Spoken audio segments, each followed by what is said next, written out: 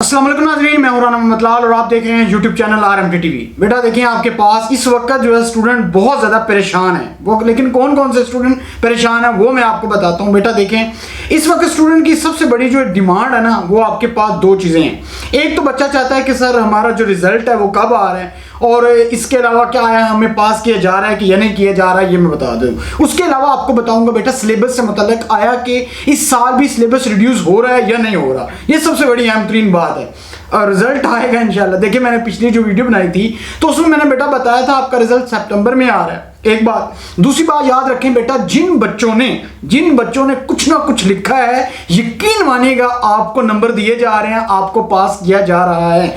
Board जो है specially तौर पे स्टूडेंट्स को रिलैक्स कर रहा है, क्योंकि कवर की वजह से। ऐसा होता नहीं है, कभी भी नहीं होता बेटा, याद रखें। इस साल स्पेशली तौर पर अगर किसी बच्चे ने कुछ लिखा है, उसको थोड़े से नंबर दिए जा रहे हैं ताकि। और दूसरी बात, बोर्ड ने सबसे बड़ा ये भी एक किया है कि उसमें जो 5% नंबर ऐड होंगे तो आपके पास अच्छे मार्क्स बन जाएंगे। लेकिन बच्चे बार बार कमेंट्स कर रहे थे कि सर 5% नंबर से कितने परसेंट नंबर बढ़ेंगे। ठीक है बेटा, एक चीज ध्यान में रख लें बेटा, अगर आपके जितने अच्छे नंबर होंगे ना, याद रखें, जितने अच्छे नंबर आएंगे उसकी जो एवरेज निकलेगी उसमें जो 5% ऐड होंगे। जितने अच्छे नंबर आएंगे, जाहिर बात है, उसमें जो 5% ऐड होंगे तो आपकी एवरेज भी अच्छी बनेगी। अगर आपके मार्क्स कम हैं, फिर एवरेज से नंबर नहीं बढ़ने का, 5% से नंबर को बढ़ने से इतना कोई फायदा नहीं होगा। लेकिन ये डिपेंड करता है। एक बच्चा कह रहा था कि सर जिसके मतलब टोटल फुल नंबर आ गए हैं तो उसका क्या होगा, उसकी बेटा एवरेज नहीं बढ़ेगी। ठीक है, उसके ऑलरेडी फुल है तो फुल है, उसकी एवरेज नहीं होगी। दूसरा बेटा, कुछ बच्चे कह रहे थे कि सर हो सकता है कि अगर हमारे 27 नंबर आ जाते हैं तो पास कितने वाला। बेटा बोर्ड के अंदर याद रखें 28 वाला पास होता है। तो बोर्ड ये भी रिकमेंड करता है टीचर्स को कि अगर किसी स्टूडेंट्स के कम से कम 25 आ गए तो उसको 28 कर दें, उसको बढ़ा दें, उसको देख लें कहीं पे, उसको दे दें ताकि 1-2 नंबर से फेल मत करें। दूसरा सबसे बड़ी बात बेटा, एक चीज में रख लें, आपको पास किया जा रहा है। जिस बच्चे ने कुछ ना कुछ लिखा उसको पास है। लेकिन कुछ बच्चों ने, एक बच्ची थी, उसने कुछ लिखा, मेरी कोई दादी फौत हो गई है और उसके बाद मेरे फ्यूचर का सवाल है और मैं पास नहीं हो रही, और मुझे मेरी जाहिर बात है मामलात खराब थे, और वो सारा का सारा उसने पूरा लिखा है। मैं आपको दिखा दूं, स्क्रीन पे आपको नजर आ रहा होगा। तो बेटा ऐसे नहीं होता, यकीन मानिएगा ऐसे नहीं होता। ये जब हम इसके अगर मार्क्स दे देते हैं ना, तो याद रखें जब इसके मार्क्स देंगे तो ये ज्यादती है। ये इन चीजों से लिखने से कभी कोई बच्चा पास नहीं होता। अगर उसी बच्ची ने किसी से रिलेटेड कुछ लिखा होता तो यकीन मानिएगा आप पास होते, आपके अच्छे नंबर आ जाते। तो टीचर इस चीज को देखता है तो बेटा वो नॉट अटेम्प्ट में चला जाता है। ठीक है, ये चीज में रखें। आपको नजर आ रहा है, ऐसे काम मत करें। ठीक है, मैंने पहले दिन से कहा है कि शॉर्ट क्वेश्चन जो भी सवाल आता है खाली मत छोड़ें, भर के हैं, आपको मिल रहे हैं। और आपको ये भी बता दूं, पिंडी बोर्ड की मार्किंग, पंजाब बोर्ड जो है उसमें फर्स्ट ईयर की मार्किंग जो है इंशाल्लाह कल से स्टार्ट हो रही है, और कल से स्टार्ट करने जा रहे हैं, और आपको मार्क्स अच्छे मिलेंगे। अब डिपेंड करता है आपके पेपर के ऊपर, आपका पेपर कैसा है। और मुझे उम्मीद है पंजाब के फेडरल के जितने भी स्टूडेंट्स हैं उन्होंने कुछ ना कुछ अच्छा लिखा होगा।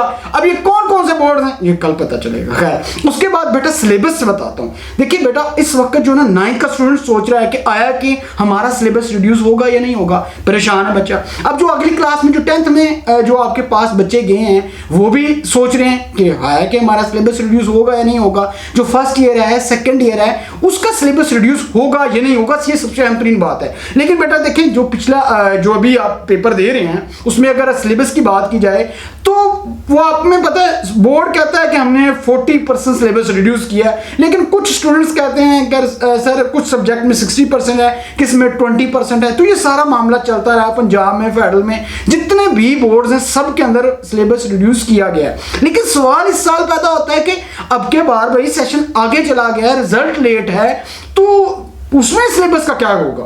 तो बेटा एक चीज में रख लें, मैं आपको फेडरल बोर्ड की बताता हूँ। फेडरल बोर्ड के जब चेयरमैन से पिछले दिनों ये जो आपके पास एक चेरी हुई है, उसके अंदर जब पूछा गया, एक बच्चे ने पूछा कि हमारा ये सिलेबस, तो उन्होंने कहा कि जी हम इस चीज पे अभी कोई वो नहीं कर रहे। तो बच्चे बार बार पूछ रहे थे कि सर सिलेबस रिड्यूस होगा या नहीं होगा। तो बेटा सिलेबस रिड्यूस होने के चांस लाजमी है, कोई शक नहीं।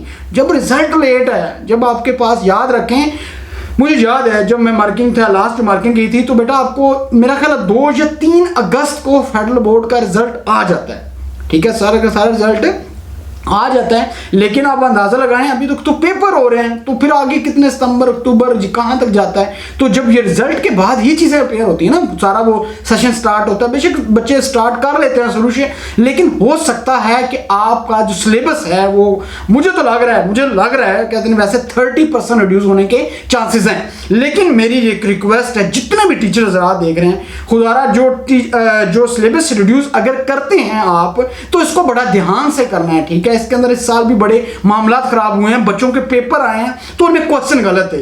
एक बेटा बात याद रखें, अब बोर्ड आपको नंबर देता है या नहीं देता ये एक अलग चीज़ है, ठीक है, क्योंकि हम ऑनलाइन मार्किंग कर रहे हैं, हमारे पास क्वेश्चंस आते हैं, पूरा पेपर नहीं आता, ठीक है।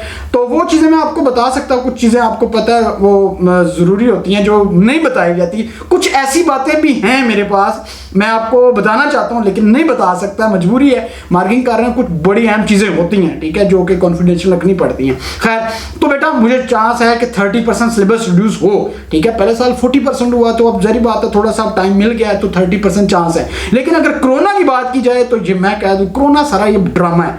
देखें, अब ये कोरोना को अगर बढ़ाते हैं तो जो कुछ मर्जी होता है, स्कूल कॉलेज बंद नहीं होने चाहिए। हम ये शफकत महमूद, मुराद राज, जितने भी सुनने वाले हैं, ये जितने NCOC वाले हैं, ये सब टोपी ड्रामा है, ठीक है, और कुछ भी नहीं है। ये अपने हक के लिए, अपने काम के लिए निकलेंगे, सब कुछ होगा, तब कोरोना बैठ जाएगा। और जब आपके पास बेटा आपकी एजुकेशन खराब होगी, यकीन मानिएगा ये कुछ भी नहीं है, ये सब कहते नहीं बेकारी हैं, ये सब कहते नहीं लंडे के चीज़ें हैं, ठीक है, इनका कोई हल नहीं है जी, सीधी सी बात है। आप लोगों का फ्यूचर खराब होगा, स्कूल बेटा आपके बंद होंगे तो आपको नुकसान होगा, ये याद रखिएगा, ठीक है। अगर आपके स्कूल ओपन होते हैं, आपके तालीम के ऊपर असर पड़ता है तो नुकसान किसका है? आपका, सारा का सारा नुकसान आपका। तो हम ये शफकत महमूद को कहते हैं, भाई आपने बंद करना है तो मार्केटें बंद करें, जाके होटल बंद करें, ठीक है, सनवे बंद करें, तालीमी इदारे बंद नहीं होंगे, जो कुछ मर्जी हो जाए, और ना हम करने देंगे जो आपने तालीम के साथ कर दिया है। और बेटा मैं आपको बता दूं, इस साल भी इन्होंने, मैं आपको बता दूं, देखिए मैं अपना एक्सपीरियंस शेयर कर रहा हूं, 10% जो है ना, कम से कम 10% स्टूडेंट इस साल भी फेल हैं। ऐसा कुछ नहीं है कि आप पास हैं भाई, सीधी सी बात है, लेकिन बहुत ज़्यादा बच्चे फेल होते हैं। लेकिन इस साल 10% बच्चे फेल होंगे, ये मैं बता दूं, ये माजरत खाऊं, लेकिन ये बेटा परेशान होने की कोई जरूरत नहीं है इंशाल्लाह। लेकिन जो बच्चे फेल, अगर खुदा ना खास्ता, अल्लाह ना करे जी कोई बच्चा फेल हो, भाई जी सीधी सी बात है, परेशान है पेरेंट्स, बच्चा हर बच्चा चाहता है कम से कम मैं पास हो जाऊं, और मुझे उम्मीद है इंशाल्लाह तमाम बच्चे पास होंगे, और आपको बोलना चाहिए जी पास होंगे, आमीन। लेकिन बेटा जो भी नहीं अपडेट आएगी वो मैं लाजमी बताऊंगा। अब तक के लिए इतना ही, अपना ख्याल रखिएगा, लास्ट में हमारे चैनल का भी ख्याल रखिएगा। Thank you very much.